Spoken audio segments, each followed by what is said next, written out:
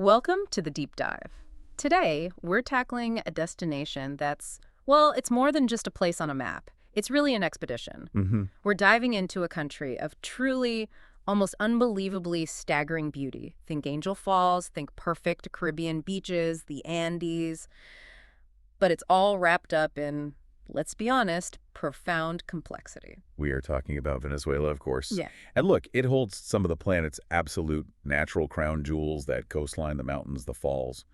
It's world-class stuff. But the moment you say Venezuela, you know the immediate question, right? The one that pops into everyone's head. Oh, yeah. Is it even possible Yeah. in Venezuela right now? And that's fair. It's a valid question. Exactly. This is definitely not your average beach holiday booking. It's a proper adventure, but it comes with, well, a mountain of caveats, doesn't it? It really does. The level of preparation needed, the kind of mindset you need, it's way beyond most trips. Spontaneity, probably not the best approach here. Right.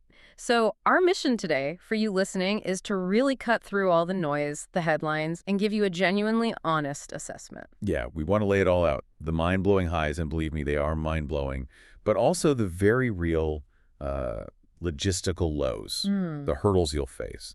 We'll walk you through how things work on the ground, the unique economic situation, what it might cost, the safety protocols you absolutely need to follow, and even the ethics of visiting right now. The goal is simple. By the end of this, you should have the solid information you need to decide if this kind of unparalleled South American adventure is actually the right fit for you. And we're going to focus on three main highlights, the big draws: Canaima National Park, that's the gateway to Angel Falls, All right. then the incredible peace of the Los Roques Islands, and finally the crisp mountain air of Merida in the Andes. Okay, let's get into it. Okay, first things first. There's an absolute, golden rule for traveling to Venezuela right now. You have to get this straight before you even think about flights. We're calling it the non-DIY rule. This is probably the single most critical piece of advice. Seriously, Venezuela is not, and I repeat not, a place for independent, wing-it-style travel.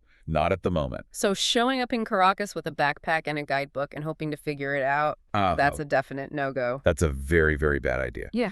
The reasons are complex, but it boils down to infrastructure fragility and, frankly, security risks if you're outside established, vetted channels. Right. So the imperative, the absolute must-do. Your entire trip, from the moment you land to the moment you leave, needs to be booked, managed, and it's actually curated end-to-end by a reputable, trusted, and crucially, highly vetted local tour operator or guide. Why is that so much more critical here compared to, say, other places that might have some risk, but you can still travel independently? It's about resilience, really, both yours and the country's.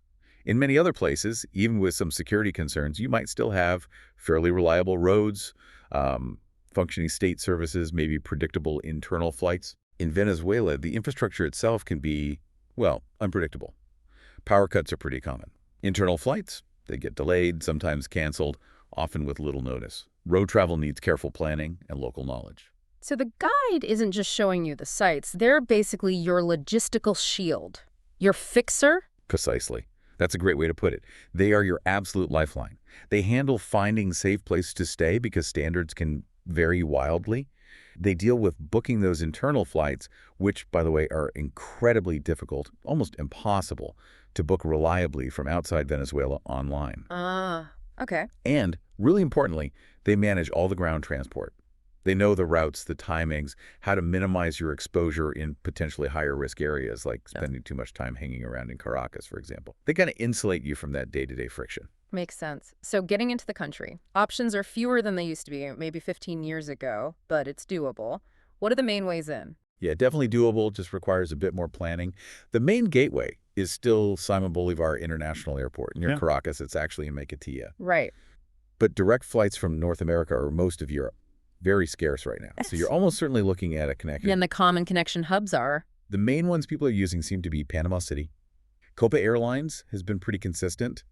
Santo Domingo in the Dominican Republic is another option. And, maybe surprisingly to some, Istanbul. Istanbul, really? Yeah, Turkish Airlines has kept a fairly stable route flying into Caracas. It reflects, some shifts in global connections and politics, I suppose.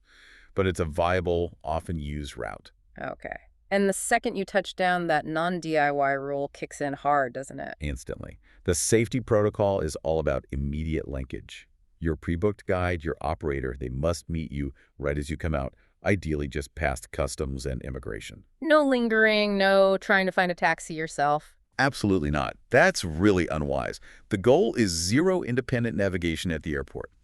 You want to transition straight into the care of your trusted local contact. They'll likely have secure transport waiting to take you either to a safe, pre-vetted hotel nearby, or, even better, straight onto a domestic flight to your first main destination, like Canaima or Los Roques. So minimizing time in and around the capital is often part of the strategy? It's a key part of the risk management strategy for most reputable operators, yes. Okay. Now, let's shift gears to the economy, because this is where things get, well, particularly Venezuelan, you could say. We're calling it the currency paradox. Yeah, this is fundamental. If you're prepping for this trip, you basically need to delete the concepts of ATM withdrawal and paying by credit card from your brain. Wipe the slate clean. Pretty much. The official currency is the Venezuelan bolivar. But years of extreme hyperinflation have just decimated its value and stability. So what does that mean in practice for a visitor? It means the bolivar is almost irrelevant to your experience. It exists, locals use it for some things, but its value fluctuates wildly, and it's just not practical for tourist transactions. So even though it's the official money, it's a secondary, or even useless for you as a traveler. For you as a tourist, absolutely. The only currency that reliably works, the one everything is priced in for visitors, the one you need to function, is the US dollar, and specifically, US dollar cash. Right. No ambiguity there. Cash is king. But not just any cash, right? There's advice on the type of cash. This is super important, actually. You need to bring clean, crisp, relatively new US dollar bills. Older bills, ones that are torn, heavily creased, or have writing on them, even if they're perfectly legal tender in the US, might get rejected. Why is that?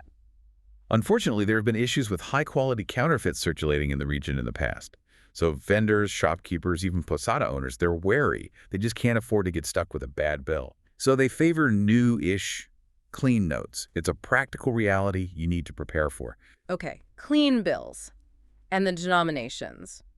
This seems counterintuitive, but you're saying small bills are essential. Absolutely critical. Fives, tens, 20s, maybe someone's for small tips. You need a lot of small bills. The $100 bill, which is useful almost anywhere else, it's often a massive headache in Venezuela. A headache? Why? You'd think bigger bills would be easier. It's about change, liquidity. The economy, especially at the small vendor level, runs on these circulating dollars, but people don't have huge reserves of change. If you try to buy, say, a $10 souvenir or pay for a $15 lunch with a $100 bill, They can't make change. often, no. They Yeah. simply might not have $85 or $90 in small US dollar bills sitting in their till. They might have to refuse the sale. It sounds weird, but it happens all the time. Trying to break 100 can be genuinely difficult outside of maybe a high-end hotel. Wow, that's a really key practical insight. The 100 is just too big for the local cash flow. Exactly. So the takeaway is, rely on your tour operator's advice for how much cash you'll likely need in total. They should give you a good estimate based on your itinerary for things like tips, extra drinks, souvenirs, and then make sure the vast majority of that is in those crucial small denominations, $5, $10, $20. And credit cards are basically emergency backup only, if that. Strongly discouraged for reliance. Yes, maybe a fancy hotel in Caracas might take one, possibly with a hefty surcharge. But once you're in Canaima or Los Roques or even many places in Mérida, forget it. The systems might be down. The little family-run posada just won't have a machine. Be prepared with sufficient cash in the right denominations is core to having a smooth, resilient trip. All right, so we've navigated the tricky entry logistics and the cash situation. Let's talk about the actual feel of the trip, starting with where you stay. A lot of people we looked at seemed pleasantly surprised by the accommodation. Yeah, that's a really common reaction. You brace for the logistical challenges, and then you find these places to stay that are just full of character and charm. It's probably because, Venezuela hasn't had mass international tourism for quite a while. So no big, soulless chain hotels dominating the landscape. Exactly. Instead, what you find, especially in the key tourist spots, are places that really focus on local character, often family-run, and really integrated with the environment. It actually enhances the whole immersion, I think. Okay, let's take Canaima National Park, the gateway to Angel Falls. What are the posadas like there? Right. Posadas are basically local guest houses. In Canaima, they're often built in a sort of traditional style, maybe with thatched roofs. You'd call them rustic, definitely. Not luxurious in a five-star hotel sense. But they're comfortable, clean, and authentic. And the location is key, I gather. Oh, absolutely key. Many of the best ones are right on the edge of the Canaima Lagoon itself. So you literally walk out of your room and you've got this vista of this reddish lagoon with palm trees, and across the water, several waterfalls cascading down the sides of these immense Tepui mountains. Wow, so you're not just near the park, you are in it. You are completely in it, waking up to the sounds. It's not traffic, it's the sound of the jungle, maybe howler monkeys, birds, and the constant distant roar of those waterfalls. The air is thick and humid. It might lack, air conditioning or fancy toiletries, but the setting, it's genuinely priceless. 10-star setting. And then as you get closer to Angel Falls itself, on the trek, the accommodation becomes even more basic, right? Yeah, it shifts to match the environment. During the actual river journey and trek to the base of the falls, you're typically staying in very basic camps. Think hammocks. Hammocks, okay. Yeah, hammocks strung under a large, open-sided thatch roof structure. They call them churuadas. Hmm. There's usually no electricity, no running water besides maybe a nearby stream or river for washing. But honestly, it feels completely right for the location How so? because you're on an expedition. After a long day traveling upriver, hiking through the jungle, sleeping in a hammock, listening to the sounds of the rainforest all night under the stars, it just connects you to the place in a really raw, exhilarating way. It's not about comfort, it's about the experience. That sounds like a world away from the next stop we're highlighting, Los Roques. That sounds like a total shift in vibe. Of a complete 180, Los Roques is pure Caribbean decompression. It's this stunning archipelago, a national park way out in the sea, and the main inhabited island, Gran Roque, it's tiny. The streets are just sand, no cars. It's gorgeous. And the posadas there reflect that. Totally. They're beautiful. Often family-run places, maybe converted fishermen's houses. Think whitewashed walls, Right. brightly painted shutters, lots of blues and pinks, bougainvillea flowers spilling over walls, lovely little courtyards open to the sky. It's often described as barefoot luxury. Barefoot luxury. I like that. Simple, but stylish and comfortable. Exactly. It's not ostentatious, but it's very tasteful, very relaxing. And the service is incredibly personal. You're not checking in at a big desk. You're usually talking directly to the family who owns it.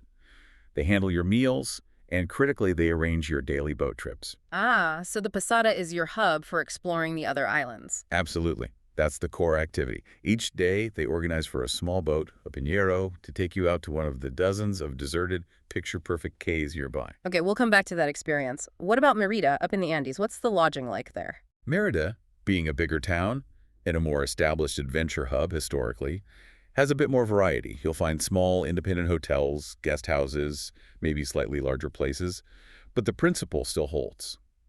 You absolutely rely on your vetted tour operator. They choose the safe and appropriate places. Yes, they know which places are secure, well-maintained, and offer a good experience.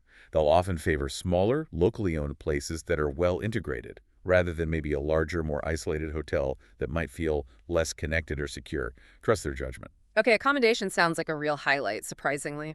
Now, fuel. You're trekking, you're exploring.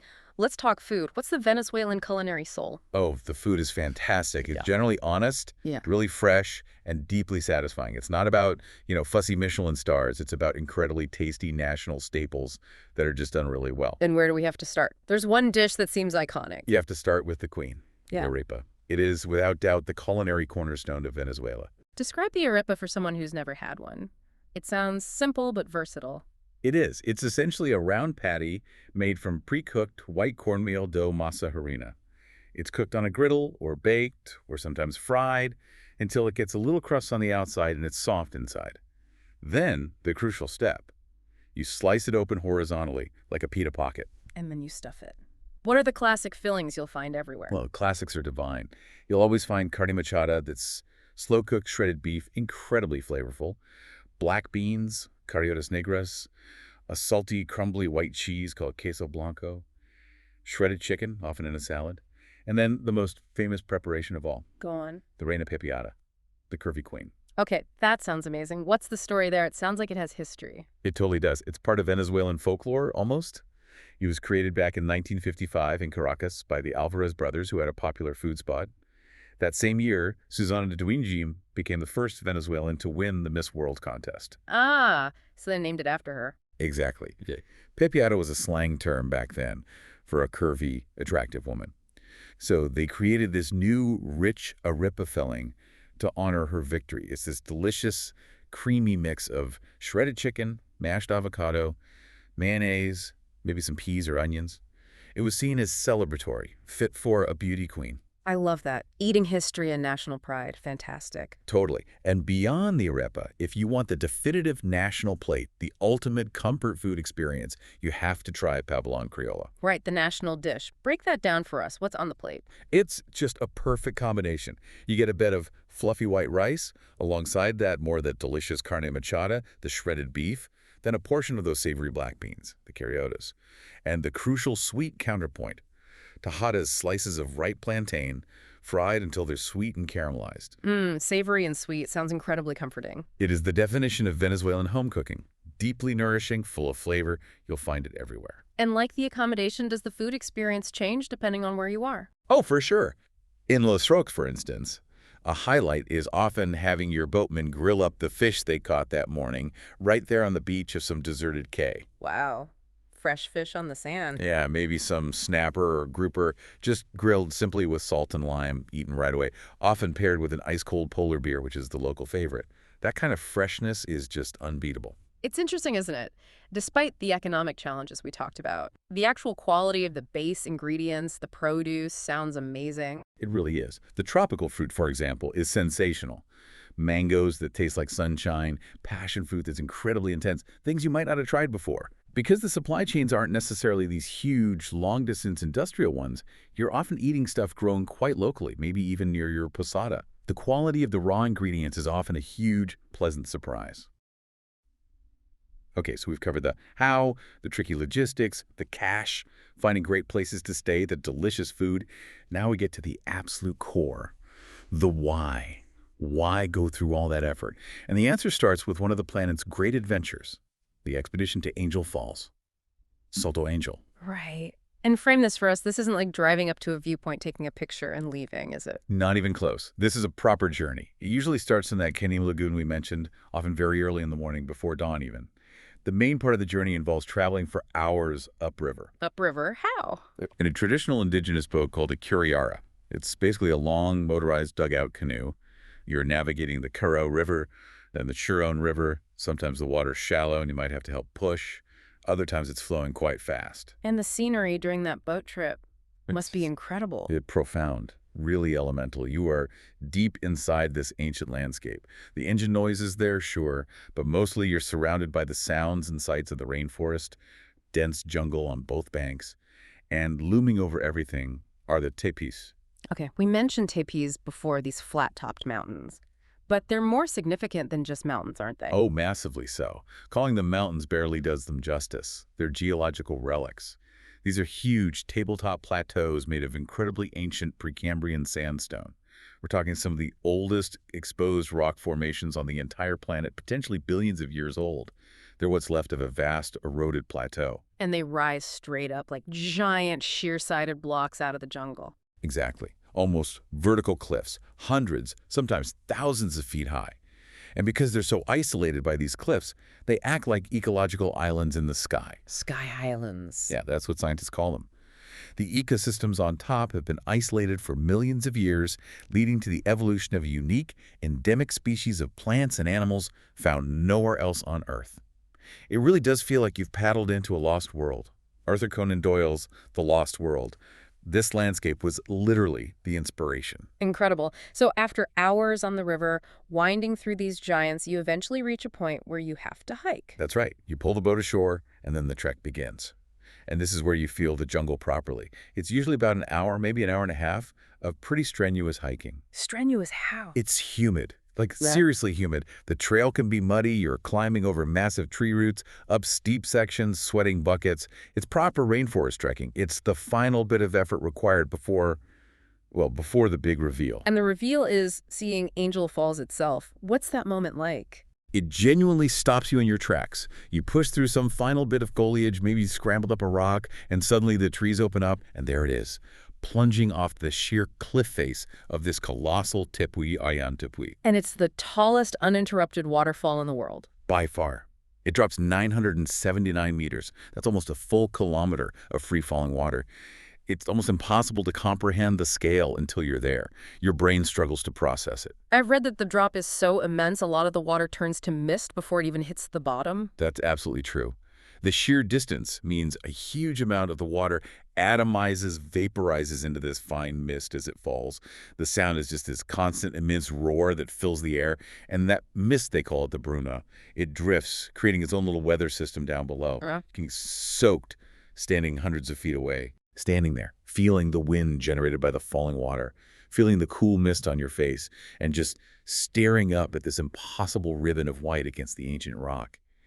It's deeply, deeply humbling. It puts everything into perspective. Any travel hassle, any discomfort, it just evaporates. It's that powerful. A lifeless moment, no question. Unforgettable, I imagine. Okay, so if Angel Falls is the epic, challenging adventure, Los Roques sounds like the complete opposite.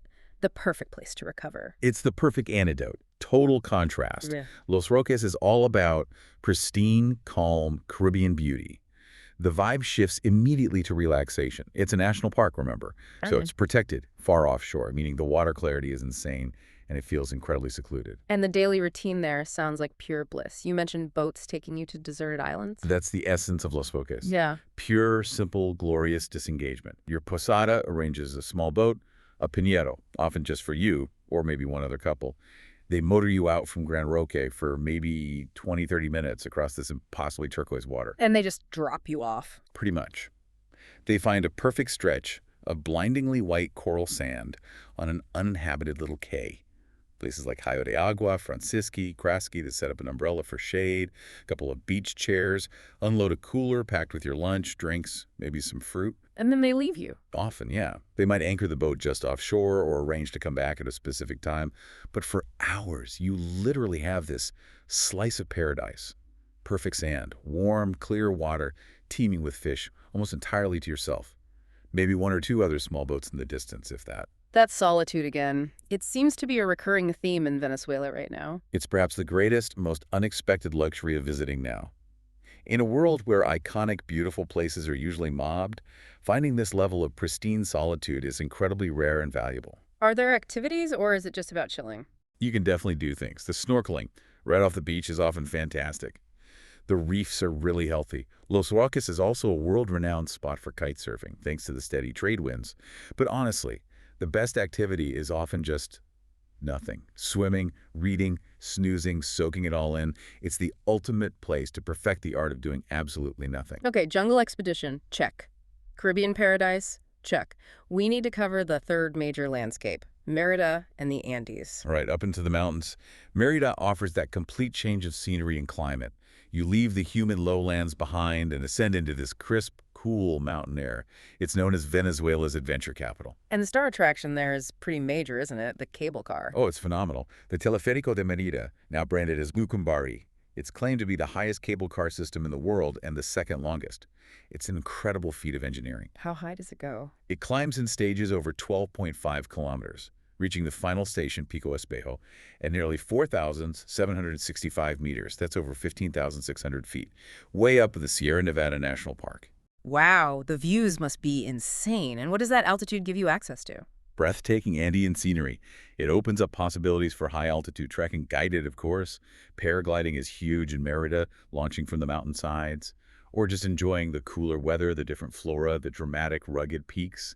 It's a completely different world from the Grand Sabana or the coast. So when you step back and look at it, Angel Falls and the Tepuis, Los Roques, perfect beaches, the high Andes, the sheer diversity of truly world-class, epic landscapes in one country Is off the charts. Honestly, few countries on Earth can offer that kind of dramatic geographical variation and adventure potential packed into one place. It's truly remarkable. Okay, so the why is clear. Those landscapes are undeniably bucket list material. Let's circle back to the how again, but focus now on being a smart, conscious, and resilient traveler while you're there. What are the key things to know, maybe things to skip doing to ensure a smoother, safer trip? Right, this is really important for managing expectations and just being a responsible visitor. Resilience is definitely the key word for this trip. Let's start with behavior things you personally should skip. Number 1, skip flaunting wealth. Meaning leave the flashy watch, the expensive jewelry, maybe even the brand new high-end camera at home, or at least be very discreet. Exactly. In transit, in cities, even sometimes in smaller towns, you just want to maintain a low profile. It's partly about reducing your target potential for petty theft, which can be an issue in urban areas, but it's also about respect. You're visiting a country facing significant economic hardship. Flashing wealth is just insensitive and unwise.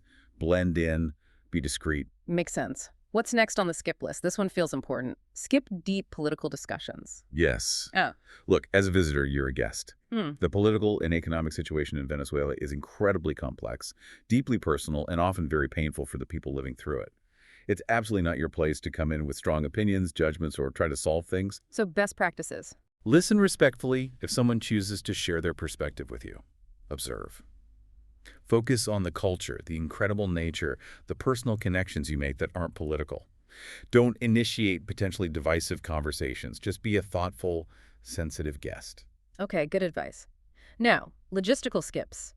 Things to skip expecting. Reliable services seem high on this list. Power cuts, spotty Wi-Fi. Yeah, you absolutely have to skip expecting seamless infrastructure like you might get in, say, Western Europe or North America. It's just the reality right now, largely due to the ongoing economic situation and lack of consistent maintenance investment over the years. So what does that mean day to day? It means Wi-Fi will likely be slow and unreliable, maybe only available in the hotel lobby, and sometimes not at all. Power outages at Begones can happen, sometimes for a few hours. Internal flights, as we mentioned, can face delays or cancellations due to various factors. It's not personal, it's systemic. Which means the required attitude from the traveler is... Patience, flexibility. A serious dose of go with the flow. Getting upset or demanding answers when the power goes out or a flight is delayed achieves nothing except raising your own stress levels. You cannot control these things. And your guide is often managing this behind the scenes anyway, right? Exactly, that's part of their job. If a flight gets canceled, a good guide is already working the phones, figuring out the next best option, maybe arranging ground transport if needed. Your role is to trust them, stay calm, and accept that this kind of friction is part of the adventure package in Venezuela currently. Okay, final skip. Skipping carelessness in cities. Most tours seem to minimize city time for a reason. Yes, general safety advice applies universally, but it's particularly pertinent in larger Venezuelan cities, especially Caracas, and even requires caution in parts of Mérida. Most good operators deliberately structure tours to fly you directly between key destinations, like Maicati Airport straight to Canaima or Los Roques, to minimize time spent navigating complex urban environments independently. So if your itinerary does include city time... It should be under the very strict guidance and security protocols of your operator. Limited movement, probably using private secure transport, avoiding certain areas, especially at night. Just be smart. Follow their lead implicitly. All right, so those are the necessary cautions and mindset adjustments. But beyond the hurdles, what's the feeling on the ground? What's the real vibe you get from interacting with people in the place? This is where it gets really special, I think.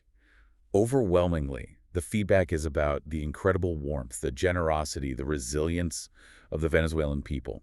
Despite everything they've endured, there's this immense sense of national pride and a genuine eagerness to welcome visitors and share the beauty of their country. That pride seems connected to the land itself, doesn't it? Almost spiritual. It really does. Yeah. I was struck by the example from our sources about the Piman guys in Canaima.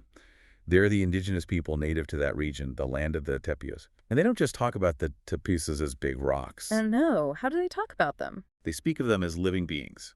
As tepu, which means house or dwelling place in their language, but implying the dwelling place of powerful spirits. They treat these ancient formations with this deep reverence, almost as if they are living gods watching over the land. That connection filters through the whole guiding experience. It makes it much deeper than just looking at scenery. That's powerful. But there's still that undeniable contrast, isn't there? This jaw-dropping natural paradise set against a backdrop of visible struggle. The tension is always there. You see the stunning beauty, and you also see the signs of economic hardship. It doesn't detract from the beauty, but it does make it feel more poignant. It makes you appreciate the efforts of the local people to preserve that beauty even more. It adds an emotional weight to the trip. And that brings us back to something you mentioned earlier, which feels like a real aha moment for modern travel. The solitude factor. Yes.